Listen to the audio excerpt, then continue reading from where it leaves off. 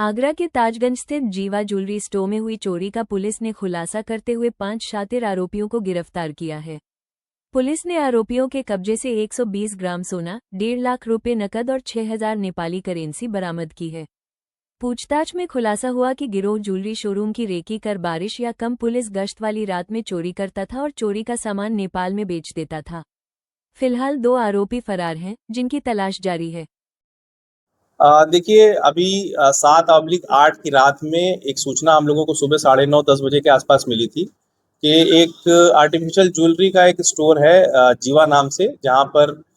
कुछ लोगों ने, उनके मैनेजर ने बताया कि कुछ लोग रात में इसमें घुसे हैं और घुसने के बाद उन्होंने कुछ जेम्स एंड ज्वेलरी जो वहां पर थी उसकी चोरी की है। हमारी टीमें तत्काल इस पे काम कर रही थी और जब हमने इस पे काम करते हुए देखा तो वहां पर हमें 2-3 लोग स्टोर के अंदर घुसते हुए दिखे। हम लोगों ने जब उनको ट्रैक किया तो ट्रैक करने के बाद जब सारी चेन जुड़ी तो हमने ये पाया कि ये लोग ट्रेन से आए थे और ट्रेन से अंबिकापुर एक्सप्रेस से ये चढ़े और चढ़ने के बाद यहाँ पर सदर में उतरे और फिर ऑटो करते हुए ये जीवा ज्वेलरी शॉप पे गए और वहाँ जाने के बाद इन्होंने उसके, क्योंकि उसकी वल्नरेबिलिटीज से ये वाकिफ थे और पहले भी इस तरह की घटनाएं कर चुके थे, तो वहाँ पे इन्होंने बारिश का दिन चुना और चुनने के बाद आधे घंटे के अंदर अपने लोग अंदर घुसा के वहाँ पर चोरी की वारदात को अंजाम दिया। उसके बाद जब लौटने की हम लोग फुटेजेस देख रहे थे, हमारी टीम इस पे काम कर रही थी, तो हमने ये पाया कि ये ट्रेन से न लौट के ये सब बिहार के रहने वाले थे, पूर्वी चंपारण के, और वहाँ पर बिल्कुल नेपाल से लगे हुए एक गांव में रहते थे और जो भी माल इनको मिलता था, जो इन्होंने पुरानी चोरियां की थी, वो भी वो नेपाल में बेचते थे। हमारी टीम इनको ट्रैक करते हुए जब वहां तक पहुंची तो इसमें से हम लोगों ने 5 लोगों की गिरफ्तारी की है और इनके कब्जे से हमने काफी मात्रा में माल बरामद किया, जिसमें करीब 120 ग्राम गोल्ड है, पीली धातु,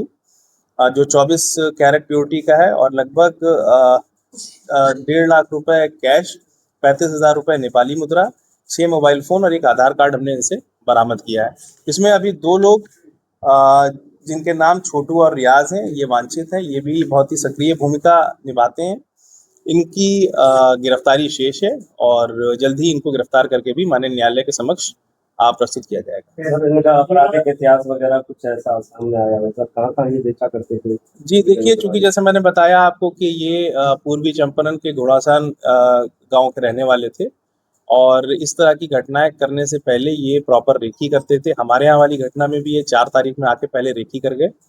और उसके बाद 7 तारीख में ये घटना अंजाम देने के लिए आए, बट उस टाइम चूंकि काफ़ी पुलिस मूवमेंट इनको 3 बजे 4 बजे रात में दिखा तो इन्होंने घटना नहीं की। ये लौट के चले गए, आसपास मथुरा में रुके और मथुरा में रुकने के बाद अगले दिन फिर इन्होंने बरसात की रात चुनी और आके फिर हमारे यहाँ इस तरह की घटना की। जनरली जो माल बेचते थे ये बिहार ले जाके बेचते थे या ज़्यादातर माल ये नेपाल में बेच देते थे।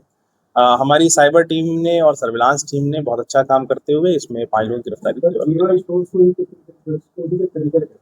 देखिए,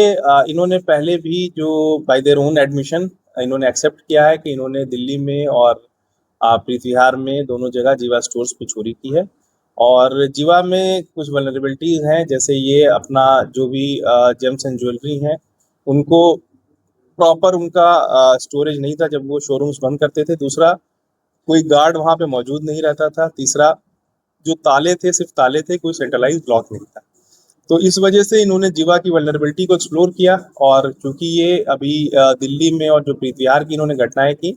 वहाँ पर ये पकड़े नहीं जा सके थे और हमारे यहाँ जब इन्होंने घटना की तो हम लोगों ने इनको पकड़ा है।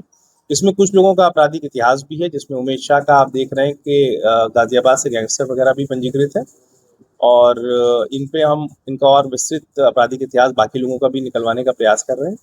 और जल्दी इसमें बाकी लोग गिरफ्तार करके ये पूरी चेन को हम लोग जेल भेजेंगे। सर, आगरा में कोई संपर्क में था इनके?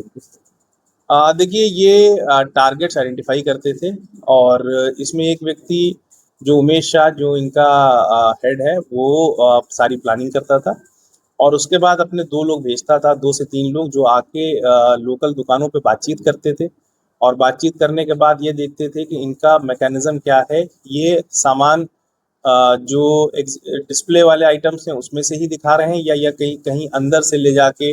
कोई स्टोरेज है उसमें से लेके आते हैं। तो इन्होंने इस चीज़ को आइडेंटिफाई कर लिया कि जीवा में इस तरह का कोई सिक्योरिटी मैकेनिज्म नहीं है और इन्होंने इस तरह की हरकत की, इस तरह का कृत्य अंजाम दिया।